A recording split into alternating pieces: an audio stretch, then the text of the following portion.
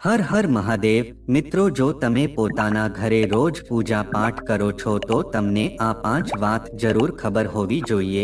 મિત્રો, બધા જ લોકો પોતાના દેવી દેવતાઓની પૂજા અર્ચના કરતા હોય છે અને મંદિરમાં તેના નામનો એક દીવો પ્રગટાવતા હોય છે। પણ શું મિત્રો તમે આ 5 નિયમને જાણો છો? અને જો મિત્રો તમે પણ દરરોજ પોતાના ઘરના મંદિરમાં દીવાબત્તી કરતા હોવ તો તમને આ 5 નિયમોનો ખ્યાલ જરૂર હોવો જોઈએ। મિત્રો, આજના વિડીયોમાં આપણે જાણશું કે તમારે પોતાના મંદિરને લગતી એવી કઈ ભૂલ કરવાની નથી અને જે કોઈ પણ વ્યક્તિ દીવાબત્તી કરતા હોય છે તો તેને આ 5 વાત જરૂર ખબર હોવી જોઈએ। મિત્રો, આ 5 વાત એવી છે કે એને જો તમે શાંતિથી જાણી લેશો તો મિત્રો તમે પોતાના ઘરમાં સાક્ષાત માતા કુળદેવીનો વાસ પોતાના ઘરમાં કરી શકશો। અને જુઓ, તમારા ઘરમાં કોઈ પણ પ્રકારના એવા આણમનાવ બનતા હશે તો મિત્રો એમાંથી પણ તમને છુટકારો મળશે। અને જો તમારા ઘરની આર્થિક પરિસ્થિતિ ખરાબ હશે તો એ પણ સુધરી જશે। તો મિત્રો આ વિડીયોમાં છેલ્લે સુધી રહેજો। તો મિત્રો, વિડીયોમાં આગળ વધતા પહેલા જો તમે ઈચ્છતા હોવ કે માતા લક્ષ્મીની કૃપા તમારી ઉપર સદા બની રહે તો આ વિડીયોને લાઈક કરી અને કમેન્ટમાં જય માં લક્ષ્મી જરૂર લખી દેજો। તો મિત્રો, આપણા હિન્દુ ધર્મ શાસ્ત્રોમાં પૂજા પાઠને લઈને ઘણી બધી મહત્વની જાણકારી બતાવવામાં આવી છે। મિત્રો, જો પૂજા કરતી વખતે આ વસ્તુઓનું ધ્યાન રાખવામાં આવતું નથી તો મિત્રો પૂજાનું પૂર્ણ ફળ તમને પ્રાપ્ત થઈ શકતું નથી અને સાથે જ તમારી પૂજા અર્ચના છે એમ માન્ય થઈ શકતી નથી। આથી મિત્રો, દેવી દેવતાઓની પૂજા કરતી વખતે તમારે આટલી વસ્તુઓનું ધ્યાન રાખવું એ બહુ જ જરૂરી માનવામાં આવે છે। જો મિત્રો તમે કોઈ પણ પ્રકારની ભૂલ કરો છો તો મિત્રો એવું માનવામાં આવે છે કે તમને શુભ ફળના સ્થાને દેવી દેવતાઓના ક્રોધનો સામનો કરવો પડી શકે છે। તો મિત્રો આવો આપણે જાણીએ કે પૂજા કરતી વખતે તમારે કઈ કઈ વસ્તુઓનું ધ્યાન રાખવું જોઈએ અને મિત્રો એવા કયા નિયમોનું પાલન કરવું જોઈએ કે જેથી કરીને તમે દેવી દેવતાઓના ક્રોધથી બચી શકો। મિત્રો, ઘણા લોકો એવા હોય છે કે જે દરરોજ પોતાના ઘરના મંદિરમાં પૂજા અર્ચના કરતા હોય છે અને પોતાના દેવી દેવતાઓના નામનો જાપ પણ કરતા હોય છે। પણ શું મિત્રો તમને ખબર છે કે તમે જે પણ પૂજા અર્ચના કરો છો એના ચોક્કસ નિયમો હોય છે અને તમે એવું વિચારતો હોવું છો કે અમારી મનોકામના પૂર્ણ જ નથી થતી? મિત્રો, બધા જ લોકોના મનમાં એવા પ્રશ્નો હોય છે કે અમે દરરોજ ભગવાનની પૂજા અર્ચના કરીએ છીએ પણ તેમ છતાં અમારી મનોકામના પૂર્ણ થતી નથી। તો મિત્રો આજે આપણે એ જ વિષય ઉપર ચર્ચા કરવાના છીએ કે જો તમે પણ રોજ પોતાના ઘરના મંદિરમાં પૂજા અર્ચના કરો છો તો તમારે અમુક ચોક્કસ નિયમોનું ધ્યાન જરૂર રાખવું જોઈએ। અને જો મિત્રો તમે અમુક નિયમોનું પાલન નથી કરતા કે જેથી કરીને તમારે દેવી દેવતાઓના ક્રોધનો સામનો કરવો પડી શકે છે તો મિત્રો આવો હવે આપણે જાણીએ કે તમે જુઓ, રોજ દીવાબત્તી ઘરના મંદિરમાં કરો છો તો તમારે આ નિયમોનું ધ્યાન જરૂર રાખવું જોઈએ। પણ મિત્રો એ નિયમોને જાણતા પહેલા જો તમે હજી સુધી આ વિડીયોને એક લાઈક ન કરી હોય તો એક લાઈક જરૂર કરી દેજો અને આ ચેનલને પણ સબસ્ક્રાઇબ કરી દેજો કે જેથી કરીને આવા જ વિડીયો તમને દરરોજ મળતા રહે। તો મિત્રો સૌપ્રથમ નિયમ એ છે કે મિત્રો હંમેશા ભગવાન ગણેશની સૌપ્રથમ પૂજા અર્ચના કરવી જોઈએ।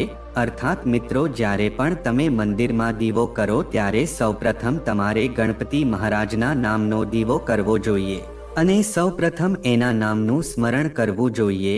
અને મિત્રો સાથે જ એ વસ્તુનું ધ્યાન રાખવાનું કે તમારે ગણપતિ દાદાને તુલસીના પાન અર્પણ કરવા ન જોઈએ। જો તમે ગણપતિ દાદાને તુલસીના પાન અર્પણ કરો છો તો મિત્રો તમને દોષ લાગી શકે છે। તેની સાથે જ મિત્રો તમારે ભગવાન શિવને ક્યારે પણ કેતકીનું ફૂલ અર્પણ ન કરવું જોઈએ। અને મિત્રો હવે આપણે બીજા નિયમો વિશે વાત કરીએ તો મિત્રો અમુક લોકો છે અગરબત્તી પ્રગટાવતા હોય છે અને મિત્રો એ અગરબત્તી છે એ વાંસની બનેલી હોય છે। મિત્રો પણ તમે અગરબત્તી સળગાવો છો તો આનાથી પિતૃદોષ તમને લાગી શકે છે। મિત્રો આપણા શાસ્ત્રોમાં પૂજન વિધિમાં ક્યાંય પણ અગરબત્તીનો ઉલ્લેખ કરવામાં આવતો નથી। મિત્રો બધી જ જગ્યાએ અગરબત્તીનો ઉલ્લેખ નથી। અને આથી જ આપણે ધૂપ પ્રગટાવીએ છીએ. અને મિત્રો, અગરબત્તી જે રીતે બનતી હોય છે તો અત્યારના આધુનિક યુગમાં થોડુંક કેમિકલ મિક્સ કરીને અગરબત્તી બનાવવામાં આવે છે. અને તેની અંદરની જે સળી હોય છે તેમાં વાંસનો ઉપયોગ થતો હોય છે. આથી જો મિત્રો આપણે અગરબત્તીની સાથે વાંસને પણ બાળીએ છીએ તો મિત્રો આનાથી ભગવાન ખુશ નથી થતા. આથી મિત્રો અગરબત્તીનો ઉપયોગ ન કરવો જોઈએ. આની જગ્યાએ તમારે ગુગલ અને લોબાનનો ધૂપ ભગવાનને પ્રગટાવવો જોઈએ. આનાથી દેવી દેવતા છે એ જલ્દી જે પ્રસન્ન થાય છે અને આપણા ઘરની નકારાત્મક ઉર્જા હોય છે એ પણ સમાપ્ત થઈ જાય છે. તેમ જ મિત્રો આપણે ત્રીજા નંબરના નિયમ વિશે વાત કરીએ. મિત્રો, જ્યારે પણ તમે દેવી દેવતાઓને તિલક કરો છો તો હંમેશા અનામિકા આંગળીથી જ તિલક કરવું જોઈએ. અને સાથે જ જો મિત્રો તમે દીવો પ્રગટાવો છો તો મિત્રો ઘીનો દીવો હોય તો એને ડાબી બાજુ રાખવો જોઈએ અને મિત્રો તેલનો દીવો હોય તો એને જમણી બાજુ રાખવો જોઈએ. તેમજ મિત્રો ઘીનો દીવો તમે જ્યારે પણ પ્રગટાવો છો તો એના માટે સફેદ રૂની વાતનો ઉપયોગ કરવો જોઈએ. તેમજ મિત્રો જો તમે દરરોજ દીવાબત્તી કરતા હોવ તો મિત્રો મંદિરમાં ક્યારેય પણ ખંડિત દીવો પ્રગટાવવો ન જોઈએ. તેની સાથે જ મિત્રો બીજી જે કોઈ પણ મંદિરને લગતી સામગ્રી હોય એ ખંડિત હોય તો તેને શુભ માનવામાં આવતું નથી. આનાથી મિત્રો તમારા ઘરમાં વાસ્તુદોષ લાગી શકે છે. તેમજ મિત્રો પૂજા અર્ચના કરીને પછી ભગવાનને ભોગ અવશ્ય લગાવવો જોઈએ. અને તો તમે દેવી દેવતાઓને ફૂલ અર્પણ કરતા હોવ તો ક્યારેય વાસી ફૂલ તમારે અર્પણ ન કરવા જોઈએ. હંમેશા તાજા ફૂલ જ ભગવાનને ચડાવવા જોઈએ. તેની સાથે જ મિત્રો ચોથા નિયમમાં વિશે વાત કરીએ તો મિત્રો પૂજા પાઠમાં પવિત્રતાનું વિશેષ ધ્યાન રાખવું જોઈએ. જો કોઈ વગર સ્નાન કરીએ ફૂલ અર્પણ કરે છે તો મિત્રો આ વસ્તુ છે પૂજામાં માન્ય રાખતી નથી. તેની સાથે જ મિત્રો તુલસીનો છોડ હોય છે એને સ્નાન કર્યા વગર ક્યારે એના પાન તોડવા ન જોઈએ અને એની દીવો પણ પ્રગટાવવો ન જોઈએ. તેમજ તેને જળ પણ અર્પણ કરવું ન જોઈએ. જો મિત્રો તમે સ્નાન કર્યા વગર જ તુલસી માતાની પૂજા અર્ચના કરો છો તો મિત્રો આ વસ્તુ બહુ જ અશુભ માનવામાં આવે છે. આનાથી મિત્રો માતા લક્ષ્મી છે એ પણ ક્રોધિત થઈ શકે છે અને તમારે તેના ક્રોધનો સામનો કરવો પડી શકે છે અને તમે જે કાંઈ પણ પૂજા અર્ચના કરો એનું તમને ફળ પ્રાપ્ત થઈ શકતું નથી. તેની સાથે જ મિત્રો જુઓ, તમારા ઘરનું મંદિર તમે જ્યાં રાખો છો તો ત્યાં પવિત્રતા હંમેશા રાખવી જોઈએ. કારણ કે મિત્રો જો તમે મંદિરની જગ્યાને પવિત્ર રાખશો તેમજ એની આજુબાજુમાં કોઈ પણ પ્રકારની નકારાત્મક વસ્તુઓ નહીં રાખો તો તમને પૂજા અર્ચના કરવાનું વિશેષ ફળ પ્રાપ્ત થશે. તેમજ મિત્રો જો તમે મંદિરની ઉપર કોઈ પણ ભારે સામાન મૂકો છો તો તમારે ચેતી જવું જોઈએ. મંદિરને ઉપર કોઈ પણ પ્રકારનો વધારાનો સામાન ન હોવો જોઈએ. જો તમે આ ભૂલ કરો છો તો મિત્રો તમને દોષ પણ લાગી શકે છે. તેમજ મિત્રો આપણે પાંચમા નિયમ વિશે વાત કરીએ તો મિત્રો આપણા હિન્દુ સનાતન ધર્મમાં પંચદેવ માનવામાં આવે છે. મિત્રો દરરોજ પૂજા કરતી વખતે આ 5 દેવોનું ધ્યાન અવશ્ય કરવું જોઈએ. મિત્રો તો જ તમને પૂજા અર્ચના કરવાનું પૂર્ણફળ પ્રાપ્ત થશે. તેમજ મિત્રો સૂર્યદેવ, શ્રી ગણેશ, માં દુર્ગા તેમજ ભગવાન વિષ્ણુ તેમજ ભગવાન શિવને પંચદેવ કહેવામાં આવે છે. તો મિત્રો તમારે દરરોજ આ પંચદેવોની પૂજા કરવી જોઈએ. આનાથી મિત્રો તમારા ઘરમાં શાંતિ અને શુભ સમૃદ્ધિ બનેલી રહે છે. તેમજ મિત્રો નંબર 6 વિશે વાત કરીએ તો મિત્રો સ્નાન કર્યા વગર જ પૂજા પાઠ કરવા તેમજ દીવો પ્રગટાવો એ પણ બહુ અશુભ માનવામાં આવે છે. મિત્રો અમુક લોકો એવા હોય છે કે જેને સ્નાન કરી આ વગર જ પૂજા અર્ચના કરવાની ટેવ હોય છે. આથી તેને પૂર્ણ ફળ પ્રાપ્ત થતું નથી અને તેને દોષનો સામનો કરવો પડે છે. આવું કરવું એ શુભ માનવામાં આવતું નથી. તેમજ મિત્રો જો તમે દીવો પ્રગટાવો છો અથવા તો અગરબત્તી પ્રગટાવો છો તેમજ દિવસ સળગાવો છો તો એને ફૂંક મારીને તમારે ઓલવવી ન જોઈએ. એટલે કે મિત્રો તમારે મોઢેથી ફૂંક મારીને તેને ઓલવવી ન જોઈએ, પણ તમે હાથથી ફૂંક મારીને તેને ઓલવી શકો છો. તેમજ મિત્રો તમે પોતાને ઘરના મંદિરમાં દીવાબત્તી કરી લો છો તેમજ ઘંટડી વગાડીને પછી જ્યારે પણ તમે શંખની ધ્વનિ ઉત્પન્ન કરો છો એટલે કે તમે શંખ વગાડો છો તો મિત્રો એને સૌપ્રથમ તમારે સાફ કરીને જ શંખ વગાડવો જોઈએ અને જ્યારે પણ તમે પાછો મંદિરમાં મૂકો ત્યારે તેને સાફ કરીને જ મૂકવો જોઈએ। જો મિત્રો તમે આ નિયમનું પાલન નથી કરતા તો મિત્રો ભગવાન વિષ્ણુ છે તમારાથી ક્રોધિત થઈ શકે છે અને તમે એમ જ શંખની ધ્વનિ ઉત્પન્ન કરો છો તો આ વસ્તુ બહુ જ અશુભ મનાય છે। તેની સાથે જ મિત્રો તમે જે ઘરમાં પણ મંદિર રાખેલું છે ત્યાં તમારે કોઈ પણ પ્રકારની નકારાત્મક વસ્તુ મૂકવી ન જોઈએ। તેની સાથે જ મિત્રો તમે મંદિરમાં તમારા પૂર્વજોનું ફોટો રાખો છો તો આ વસ્તુ બહુ જ અશુભ માનવામાં આવે છે। મિત્રો મંદિરમાં પૂર્વજોનો ફોટો રાખવો એ શુભ માનવામાં આવતું નથી। મિત્રો આપણા પિતૃઓ છે પૂજનીય તો છે પણ તેનું સ્થાન મંદિરમાં હોતું નથી, આથી તેને તમે બીજી કોઈ પણ દિવાલમાં તેને રાખી શકો છો। તમે તેમજ મિત્રો તમે જ્યારે પણ પૂજા અર્ચના કરો ત્યારે તમારું મુખ પશ્ચિમ દિશા બાજુ હોવું જોઈએ અને મિત્રો ભગવાનનું મુખ ઉત્તર દિશા બાજુ હોવું જોઈએ। એટલે જે મિત્રો તેને પીઠ દેખાડીને બેસવું ન જોઈએ। તેની સાથે જ મિત્રો જ્યારે પણ તમે એક દીવાથી બીજો દીવો પ્રગટાવો છો તો પણ તમને દોષ લાગી શકે છે। જ્યારે પણ તમે ઘરના મંદિરમાં દીવો પ્રગટાવો છો તો તમારે ક્યારે પણ બીજા દીવાથી એક દીવો પ્રગટાવવો ન જોઈએ। આ વસ્તુ બહુ જ અશુભ માનવામાં આવે છે। મિત્રો જો તમે આ ભૂલ કરો છો તો તમારા ઘરમાં ક્યારે પણ માતા લક્ષ્મીનો વાસ થઈ શકતો નથી અને તમને દોષ લાગી શકે છે। મિત્રો જ્યારે પણ તમે પૂજા અર્ચના કરતા હોવ તો તમારા ઘરે કોઈ સંત આવી જાય તો તમારે એને પ્રણામ કરીને પછી પૂજા અર્ચના અવશ્ય પૂરી કરવી જોઈએ। મિત્રો આપણે જે ઘરમાં પણ મંદિર મૂકેલું હોય તો તે જગ્યા છે એ સકારાત્મક અને પવિત્ર ઉર્જાના કેન્દ્રબિંદુ તરીકે ઓળખાય છે, કારણ કે તે તમારા ઘરમાં દેવી દેવતાઓની લીધે દેવી ઉર્જાનું સંચાલન કરે છે। દેવી દેવતાઓ માટે ખાસ અલગ જગ્યા એટલે કે મિત્રો પૂજા રૂમની ફાળવણી કરવી એ તમારા માટે અત્યંત મહત્વપૂર્ણ માનવામાં આવે છે। પછી મિત્રો ભલે ને તે જગ્યા નાની હોય કે મોટી, યોગ્ય વસ્તુ જ તમારા ઘરમાં શાંતિ સકારાત્મક ઉર્જા લાવવામાં અને કયા પ્રકારની ઉર્જા વહેતી રહેશે તે નક્કી કરવામાં મહત્વની ભૂમિકા ભજવતી હોય છે। તેમજ મિત્રો મંદિરમાં તમારે મૂર્તિઓ ક્યારે એકબીજાની સામે ન રાખવી જોઈએ અને મિત્રો દેવી દેવતાઓના ચિત્રો અથવા મૂર્તિઓ ક્યારે ઉત્તર અથવા દક્ષિણની દિવાલોની નજીક ન હોવી જોઈએ। તેમજ મિત્રો ઘરના મંદિરમાં દરવાજાની સામે મૂર્તિઓ તમારે ક્યારે સીધી રાખવી ન જોઈએ। આની સાથે જ મિત્રો જ્યાં પણ તમે મંદિર મૂકેલું છે એ સ્થળે પ્રકાશની વ્યવસ્થા હંમેશા દક્ષિણ પૂર્વમાં હોવી જોઈએ।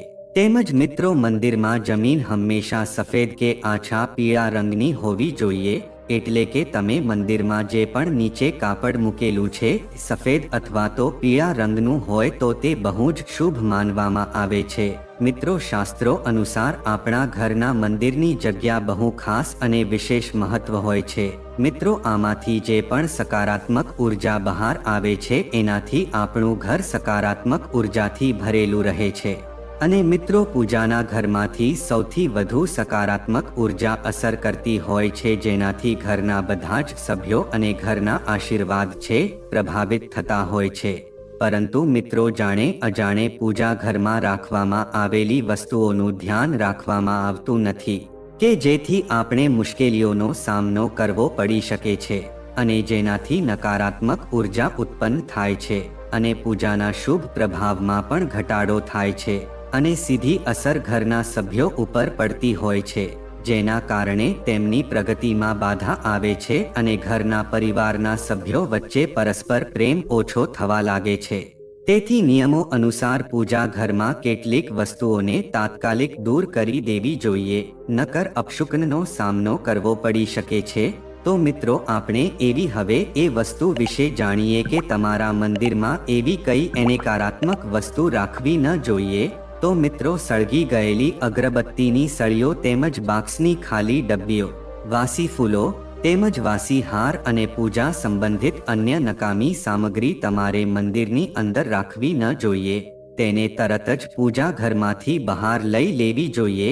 તેમજ મિત્રો આ વસ્તુઓ છે એ ઘરમાં નકારાત્મક ઉર્જા ઉત્પન્ન કરવામાં આગળ રહે છે અને ગરીબીને ત્યાં આમંત્રણ આપી શકે છે.